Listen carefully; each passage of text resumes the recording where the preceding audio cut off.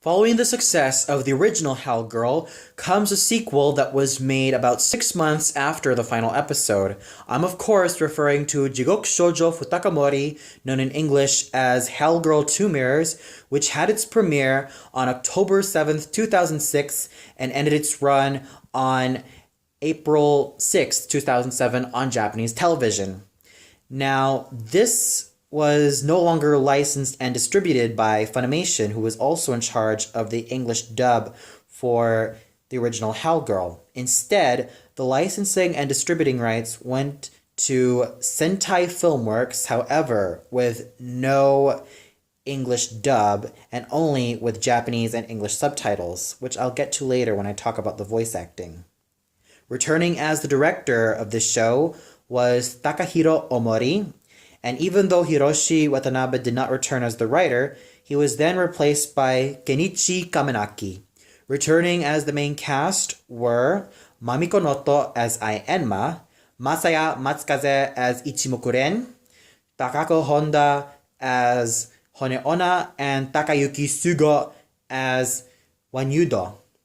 Now, when I first saw this show, it basically came out on Animax, and I was really excited to see that there was a sequel to the original Hell Girl. And I thought to myself, how good can the sequel be compared to the original? Surprisingly, I felt like it was quite on par with the original and rather interesting as well, especially when you also get even more backstory with the other characters, and especially considering the darker tone that this show managed to take, and even some of the lighter moments as well. And of course, the addition to Kikuri, who is pretty much the show's Scrappy, is yet a topic that I'll definitely talk about when it comes to the characters of the show.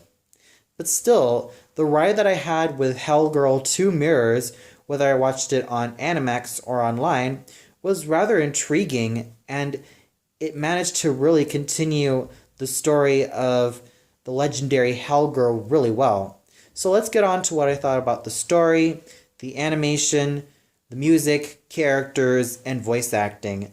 Now, of course, since it's Hell Girl, it's pretty much the same formula, albeit with a few twists. Some of the clients are not inherently or overall good, and some of them are rather either petty or just morally ambiguous.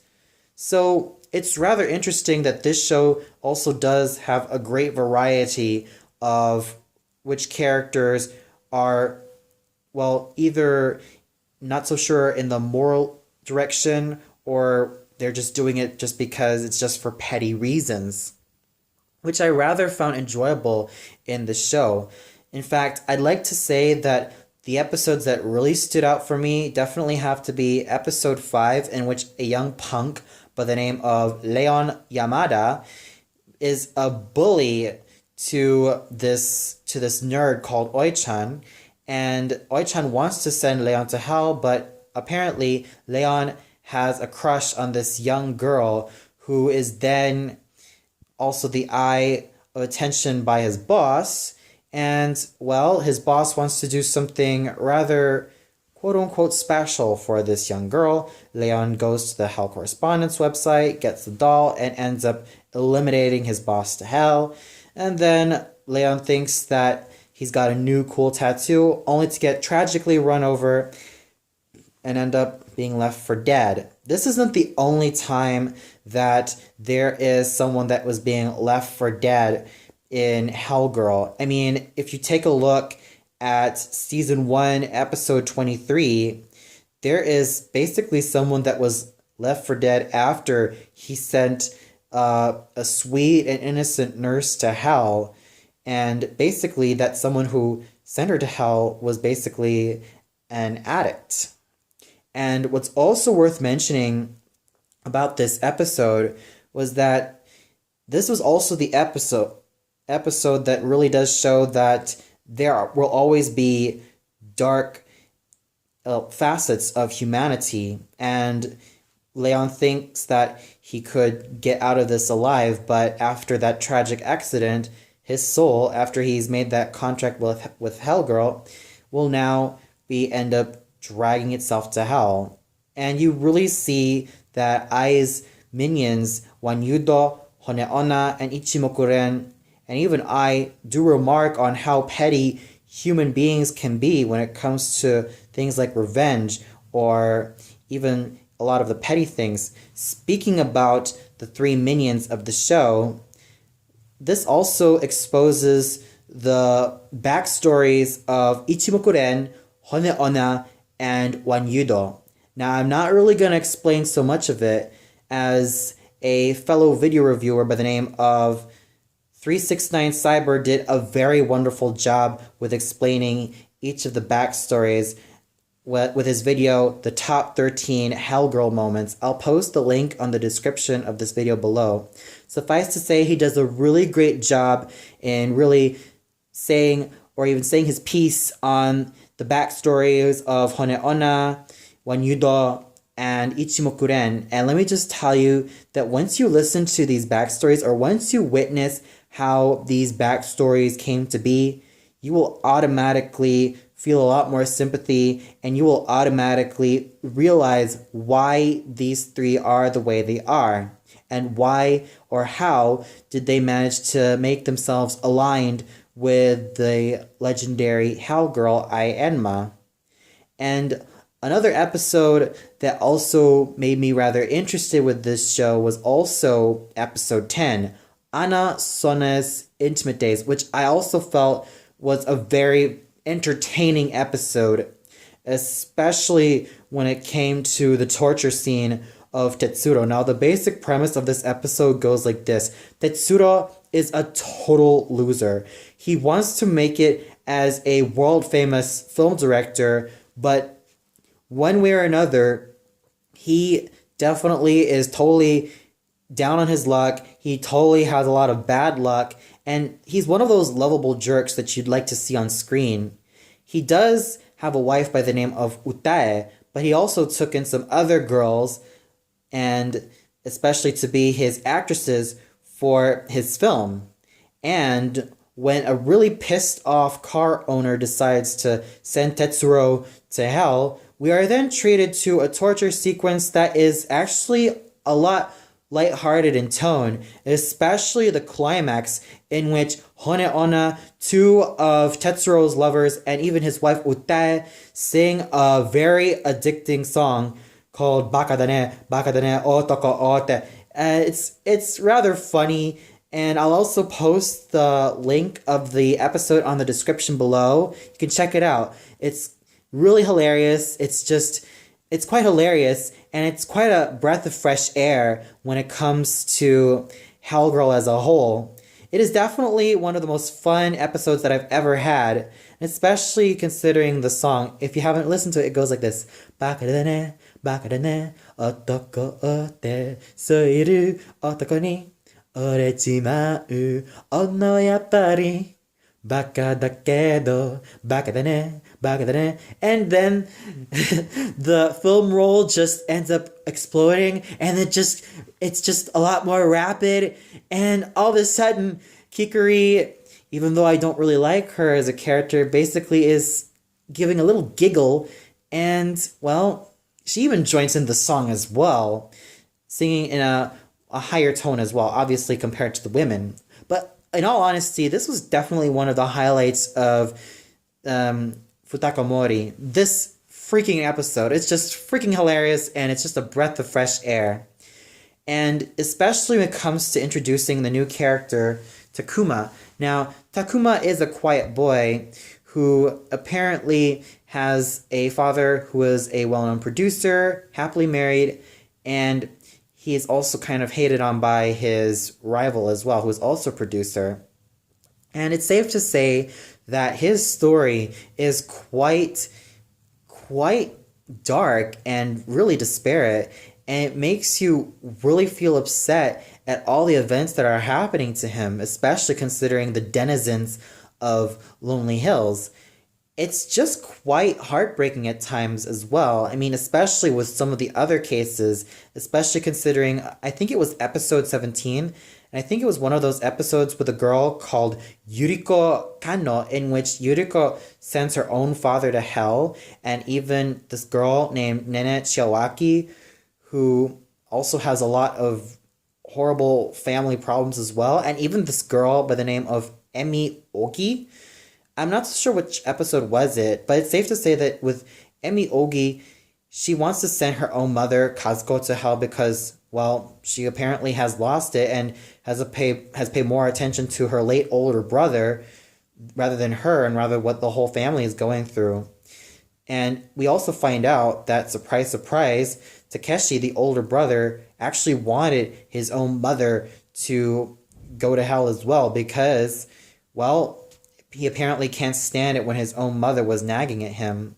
However, there was one episode that really made me kind of pissed off, and that was episode 9, in which we have a girl by the name of Maho Suzaki who wants to send her own brother to hell, and the brother, Mikia, is the one that does all the cooking and cleaning, but he was also the one that also drove away a lot of Maho's boyfriends that, well, by how? With Mikio dressing up as a young woman by the name of Miki because, well, Mikio also does work part-time as a model for this model agency. And, okay, yeah. It's also safe to say that I don't know if these two were either orphans or if their parents are living somewhere else, or if they are living with an uncle. I don't know, because from what I've seen in this episode is that these two, they seem to be the only ones together. And even then, the whole what the hell moment comes when Mikio tells Maho that the reason why she or he drove all of her potential boyfriends away is because he loves her. That came the hell out of nowhere, and I kind of realized that Maho is pretty much one of the stupidest victims I have ever watched. And here she was, like, clutching to one of her brother's shirts, saying that she now loves him? What the hell is wrong with you, girl? You better get some help. God damn it. Really? What the hell is wrong with this Maho girl? It's like, what in the holy hell is wrong with her? You say that you love your brother, you hate him because you're totally boy crazy, and I don't know what on earth is up with you. Okay, calm down. Okay, yeah, there were a fair share of pretty stupid victims in here, in this sequel, but I guess the victims will end up getting stupider in the third season, so this is just the tip of the iceberg. But I guess what really does make this this series really good definitely has to be Takuma as well, because, well, just like Cyber369 said, Takuma does have a similar backstory to the likes of Ai Enma, and I'm not going to spoil it for you, but it's safe to say that once you watch the episodes involving Takuma, you feel like your heart would definitely go out for him, especially in his breaking points. So overall, I have to say that the story found in this sequel is a lot darker and even more disparate, especially involving Takuma and especially involving Kikuri as well. And of course, this may have some share of pretty stupid victims. Well, one from episode 9, Maho, who is pretty much the dumbest victims I've ever watched on screen when it comes to Hell Girl. Yeah, that's pretty much it. The story is still pretty fascinating, and of course, I would have really also loved to have Takuma's story introduced in the much earlier parts of the show rather than just near the halfway point, because it's rather a pity. Although it's really great seeing the backstories evolving around Honeona, Ichimokuren, and Wanyudo. I thought they were just really well done. The animation, I have to say, still manages to really keep up with the hushed tones and even the muted color palettes that this show is really well known for. Of course, you still have your typical damnation sequences, which I thought were just equally well done and even a lot of fun to watch as usual. But the major difference is that every time Ai says her iconic "ippen shindemiru," or known in English as "perhaps it is time to die," chant after doing her sonnet, her position is a lot more different. Whereas in season 1, her arm would spread out and reveal like very colorful flowers bursting on screen. Both of her arms are raised to her head, to her forehead, and then cherry blossom petals like burst out of her kimono. And I thought that was just awesomely well done. It's definitely a great testament to see that the animation is still really good and still manages to keep that hushed and creepy tone alive really, really, really well. The music is still as equally good. Of course, some pieces are also reintroduced, but then there were also some pieces that were also slight variations of some of the older pieces. Like we have a variation of another rock-themed Hellgirl music, and the one that goes da da da da, something like that, but still with a chorus and still with a rocking rock band. I thought that was just equally as great as Jigoku Rock. In fact, I also like to say that both Jigoku Rock and this one I thought was just equally well done. Yeah, Jigoku Rock is also still used here, and I also like the other opening theme, which was Nightmare, also sung by Snow, who also sang the original song, Sakasama no Cho. But I also love Aizome, performed once again by Mamiko Noto. I really love both the ending and opening songs as well, and I also love the background music, especially that song sung at episode 10 with Utae, two of Tetsuro's lovers, Honeona and Kikuri. I thought that was just really hilarious to listen to. And now we get to the characters. Of course, Ai Enma is still her usual self, though she has actually developed a lot as a character. And you also realize that, of course, the way that she became Hellgirl, I dare not spoil it, is also quite fascinating. Just take a look at episode 25 of the original series if you want to see what I mean. Or even take a good look at Cyber369's favorite Hellgirl moments. He also states that really well as well. So it's safe to say that Ai Enma definitely has developed also as a character. But even the biggest highlights really go to Ichimoku-ren, Honeona, and Onyudo. Now, these three, you might think, okay, they were just there just to be the minions and nothing more. And you might think they were just going to be throwaway characters. But no. This show, or rather this sequel, manages to do a really good job in really showing each and every layer of how they came to be. They show their pains that they went through. They show what situations they've had. They show the crap they had to go through. And even they show of how they came to be with Ai Enma. However, I'd also like to talk about the Scrappy of the franchise. I'm, of course, referring to Kikuri. Now, I'm sure that if you thought Scrappy-Doo and Sailor Chibi-Moon and a lot, or even Shinji Ikari, or Nina Einstein, or many, many, many other characters that I'm sure you people hate, or rather feel annoyed with, are bad, then I'd have to say that Kikuri is totally on par with them, if even worse. For those of you who think that Scrappy-Doo and Rini can be a pain in the ass, then you haven't seen the likes of Kikuri yet. Well, Kikuri is, let me just say it this way, she takes her enfant terrible status up to 11. This little smeghead takes pride in ruining people's life. I know that Cyber369 has stated in his rant on Kikuri, and I'm sure that a lot of other reviewers of Hellgirl have stated their rants on Kikuri, but I'd also like to add my spin on it as well. She just doesn't have any remorse whatsoever of the actions that she's done.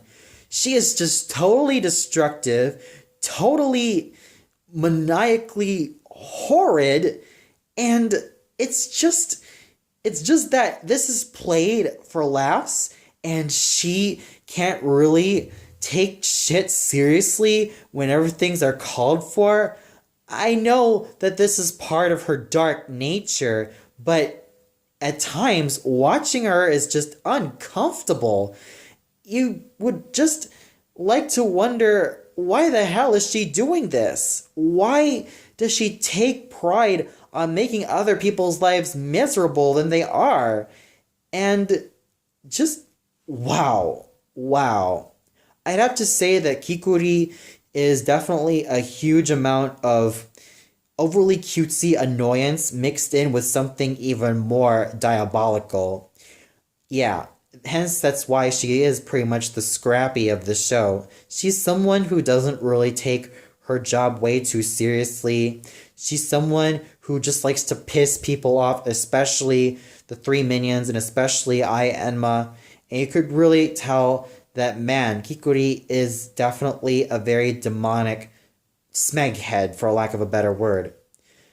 Well, that ranting aside, let's also move on to Takuma. Now, Takuma is also a rather interesting character, hadn't he been introduced also a lot earlier. Now, he does have a very interesting backstory of being a son of a producer, but he wanted to take revenge for his father, not only for the attempted murder of his mother, but also the fact that he knew who that man was that kept, attacking his own father. Kikuri even tells Takuma that this person shouldn't be sent to hell.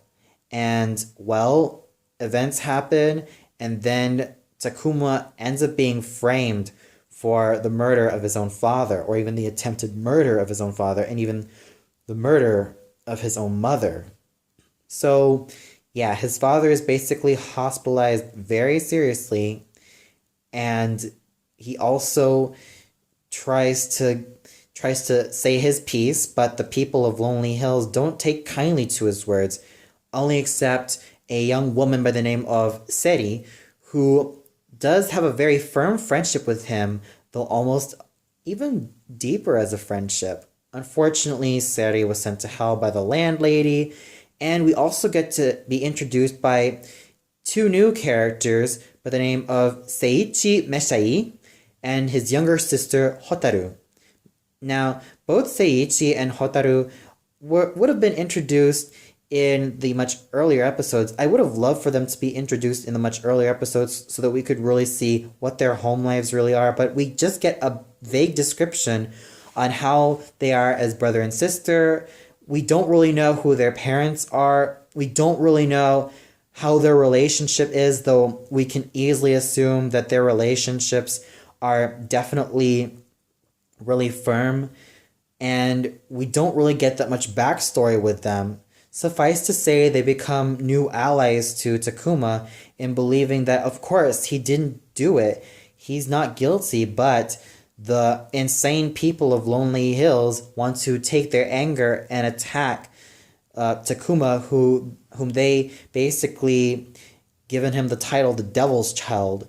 In a lot of ways, Takuma's backstory is almost quite similar to that of Ai Enma's.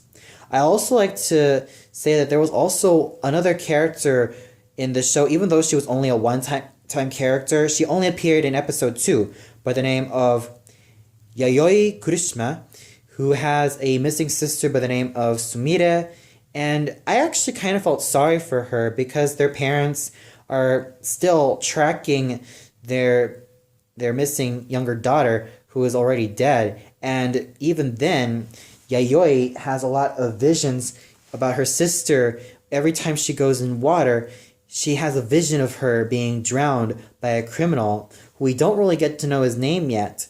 So basically, Yayoi basically contacts the Hell Girl, Ayanma, on her sister's behalf. So I really found this episode and even her rather interesting. And there were also some episodes in which there were some one-time characters that also made my heart go out to them, especially in one episode in which a young woman was conned by this older geisha that she'll end up achieving fame, only to be double-crossed with her being stabbed and the geisha getting away, only for her to be dragged down to hell. And Hone Ona basically took pity on this young woman and even closes her eyes when she is about to drift slowly to death and makes sure that her trip to the afterlife is not going to be harsh at all. It's moments like this that really makes season 2 definitely also worth a watch. So overall, I have to say that even though I found Kikuri very demonic and even kind of hateful, I actually found a lot of the characters quite cool and even interesting in their own ways. And not to mention, it's always great to have the fact that Ichimokuren and Wanyudo and Honeona can even get their spotlight and their backstories being shown to us, the viewers. The voice acting is equally as great as well, especially when you have Mamiko Noto, Takako Honda, Masaya Matsukaze, and Takayuki Sugo doing fabulous jobs as the four main protagonists. Now, this is also one of the first roles that Kanako Sakai also had. She was about 20 years old when she starred in this show. She also starred in an OVA called Rec as this young, aspiring voice actress named Ako, who develops a relationship with this young man. So, it's safe to say that even though I don't like the character of Kikuri, at least Kanako Sakai manages to really do a very good job in voicing Kikuri as a character, bringing out all her mischievous and even mean-spirited nature, even to a T. In fact, there are a lot of other voice actors and voice actresses that even found themselves voice acting in this show as well, including Ryo Hirohashi, Mayumi Asano, Hokoku Ashima, Akemi Kanda, Shotaro Morikubo, Ishin Chiba, Masaya Onasaka, Fumihiko Tachiki, Kosuke Toriumi, Kaori Shimizu, Kaori Nazuka, Fuyuka Ora as Hotaru, Satoshi Hino as Seiichi, and Ayumi Fujimura as Takuma. Now, with Ayumi Fujimura as Takuma, I really did enjoy her portrayal of this young boy as well, which is also no surprise because she is definitely no stranger in voicing a lot of younger characters. She voices a lot of young boys and even voices a lot of young girls, so she is quite versatile at what she's doing. She does mostly voice a lot of young characters, but hearing her voice Takuma is definitely a true testament to really see how much acting chops she definitely has. I'm actually quite disappointed that there was no English dub for this show. I would have loved for the likes of Brina Palencia, Jennifer Seaman, R. Bruce Elliott, and Todd Haberkorn to return as the main four. Heck, I probably would have loved to even have Jeremy Lee voicing Kikuri. I probably would have loved to see Lucy Christian back as the only appearance of Tsugumi. Maybe I probably would have loved to have, or maybe even Colleen Klinkenberg voicing Takuma. I probably would have loved to have those voice actors from Funimation back in this show. That would have been very cool. Unfortunately, we didn't get an English dub, and I don't know if we're still hoping for one either, because it's still quite a disappointment that there was no English dub available for Futakamori, or Two Mirrors in English. But still, the quality of voice acting found in the Japanese dub was really great. And I know I'm going to hate sounding like a broken record, but I do wish that there could have been an English track for this show. I mean, the only time that I watched this show in English was actually on Animax, and they were using their own voice actors, like Andrea Kwan, as the titular Hell Girl. She does a pretty good job with that as well. So overall, I definitely have to say that Two Mirrors was definitely on par with the original Hell Girl. It's darker and more disparate in tone, and even though I don't really care for Kikuri as a character, and even though Takuma's story did come in a little bit late in the show, I definitely enjoyed it. With that said, I give this a well-deserved 4.5 out of 5 stars. It's just as good as Hell Girl, if not on par with the original Hell Girl. Go ahead and check it out if you haven't already. If you want also a good horror anime that also makes you see the darker facets of humankind. And not to mention, the ending, even the final episode of the show, is actually quite satisfying and will also leave you in tears, which also deserves a really great plus from this show. Well, that's all for now. Be sure to tune in later where I talk about the final installment of the Hellgirl franchise. Hellgirl 3 Vessels, known in Japanese as Jigoku Shoujo Mitsukanae. So until then, see you later, everybody.